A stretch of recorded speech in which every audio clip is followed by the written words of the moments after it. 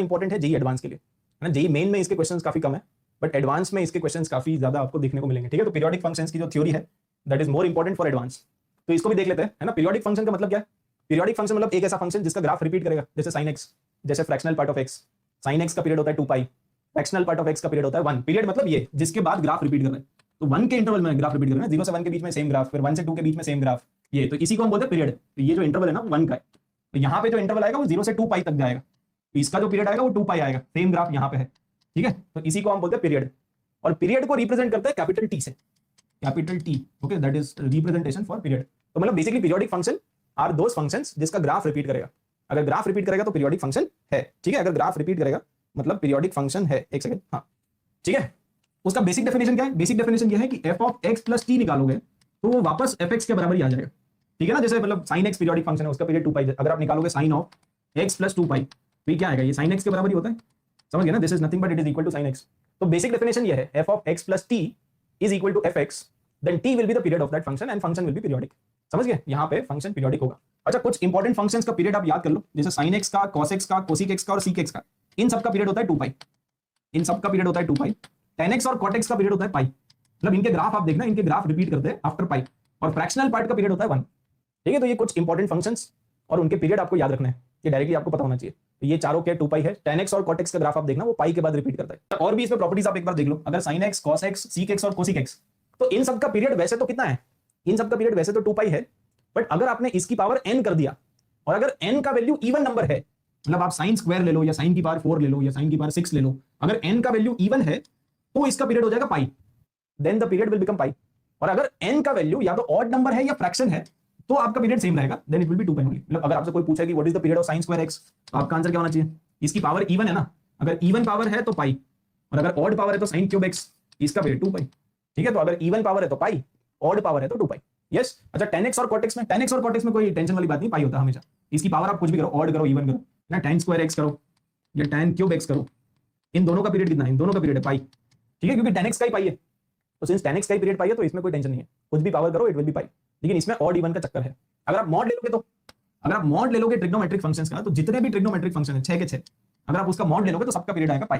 तो mod of sin x का period पाई होता है, मॉड ऑफ cos x, ये सब आपको याद रखना है, ठीक है। ये सब पीरियड आपको वैसे ही पता होने चाहिए, ठीक है, तभी आप क्वेश्चंस कर पाओगे। अच्छा, प्रॉपर्टीज पे आ जाओ। तो पहली प्रॉपर्टी ये कहती है कि inverse of periodic function does not exist. क्यों? क्योंकि अगर पीरियोडिक फंक्शन है तो ग्राफ रिपीट करेगा, और अगर ग्राफ रिपीट करेगा, है ना, ऐसा ऐसा ग्राफ मान लो रिपीट कर रहा है, अगर ग्राफ रिपीट करेगा मतलब वो मेनी वन है ना। If it is periodic function graph will repeat मतलब मेनी वन, और अगर मेनी वन है तो बाइजेक्टिव नहीं है, अगर बाइजेक्टिव नहीं है तो इनवर्स एग्जिस्ट नहीं करेगा, F inverse does not exist, क्योंकि आपको पता है कि इनवर्स तो केवल बाइजेक्टिव के लिए एग्जिस्ट करता है, तो इसका इनवर्स एग्जिस्ट नहीं करेगा, ठीक है। अच्छा, यहां पे फिर से आ गया जनरली जनरली बहुत खतरनाक है। Generally fx has period t, then g of fx, इसमें आप ऐसे याद रखो कि जो भी अंदर वाला फंक्शन होता है ना, उसका जो पीरियड है वही पूरे का पीरियड होगा, है ना। जो भी अंदर वाला फंक्शन है, अंदर वाले फंक्शन का जो पीरियड होता है ना, वही पूरे फंक्शन का पीरियड होता है always, but it might not be the fundamental period. यही यहां पे बोला है कि t may not be the fundamental period, but हां पीरियड तो होगा ही। जैसे एग्जांपल ले लो, जैसे ये कंपोजिट फंक्शन है, fractional part of sin x, तो बाहर वाला फंक्शन है फ्रैक्शनल पार्ट और अंदर वाला फंक्शन है sin x, तो जो भी अंदर वाले फंक्शन का पीरियड होगा ना, वही इस पूरे का पीरियड भी होगा।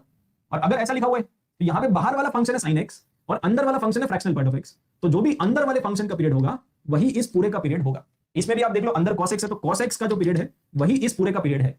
तो जनरली जो भी अंदर वाला फंक्शन होता है ना, अंदर वाले फंक्शन का जो भी पीरियड है, that will be the period of the whole thing. Composite function का भी वही पीरियड होता है जो अंदर वाले का पीरियड है, समझ गए? यस, तो ये भी आप ध्यान रखना। अच्छा, ये भी पॉइंट नंबर 3 क्या है? Every constant function is always periodic, but उसका कोई फंडामेंटल पीरियड नहीं होता है, and constant function is the only function जिसका कोई फंडामेंटल पीरियड है ही नहीं। पूरे यूनिवर्स में एक ही फंक्शन, जैसे कांस्टेंट फंक्शन मतलब fx इक्वल टू 3 ले लो आप, इसका ग्राफ कैसा बनेगा? इसका ग्राफ ऐसा बनेगा, fx इक्वल टू 3, ठीक है ना, fx इक्वल टू 3, तो y इक्वल टू 3 मतलब बेसिकली, ठीक है। तो ये ग्राफ बन गया y इक्वल टू 3। अब आप सोचो क्या इसका ग्राफ रिपीट कर रहा है? तो आप बोलोगे हाँ सर इसका ग्राफ रिपीट तो कर रहा है। अब मैं पूछूंगा कितने के बाद रिपीट कर रहा है? आप बोलोगे सर 1 के बाद रिपीट कर रहा है। 1 0 से 1 में सेम ग्राफ है, 1 से 2 में सेम ग्राफ है, लेकिन क्या 1 के बाद रिपीट कर रहा है? ये तो हाफ के बाद भी रिपीट करेगा ना। 0 से 1/2 में ये ग्राफ है, आगे भी तो यही ग्राफ है, तो 1/2 के बाद भी रिपीट कर रहा है, 1/4 के बाद भी रिपीट कर रहा है, 1/8 के बाद भी रिपीट कर रहा है। तो सबसे छोटा पीरियड क्या आएगा? फंडामेंटल पीरियड क्या आएगा? लीस्ट वैल्यू क्या होगा? कुछ भी नहीं, हम डिसाइड ही नहीं कर पाएंगे, बहुत छोटा होता जाएगा वो, तो इनफाइनाइट जीपी टाइप का बन जाएगा, है ना। तो constant functions are periodic, but उसका कोई फंडामेंटल पीरियड नहीं होता है, fundamental period does not exist. तो जितने भी कांस्टेंट फंक्शंस होते हैं वो सब पीरियोडिक होते हैं, बट कोई फंडामेंटल पीरियड नहीं है, ठीक है। ये वाली प्रॉपर्टी काफी सुपर इंपॉर्टेंट है, इसको स्टार मार्क कर लो।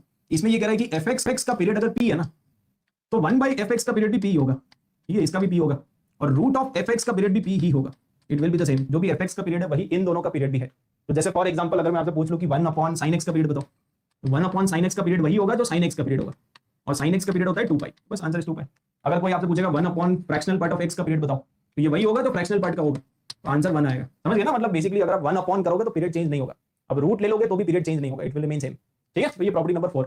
ये वाली भी खतरनाक इंपॉर्टेंट प्रॉपर्टी है। इसमें ये है कि अगर आपके पास कोई ऐसा फंक्शन आ गया तो पीरियड को डिवाइड करना पड़ेगा bye mod of coefficient of x, जो भी एक्स का कोएफिशिएंट है ना उसका मॉड लेके डिवाइड कर दो। जैसे फॉर एग्जांपल साइन एक्स का पीरियड क्या होता है, साइन एक्स का पीरियड होता है 2 पाई।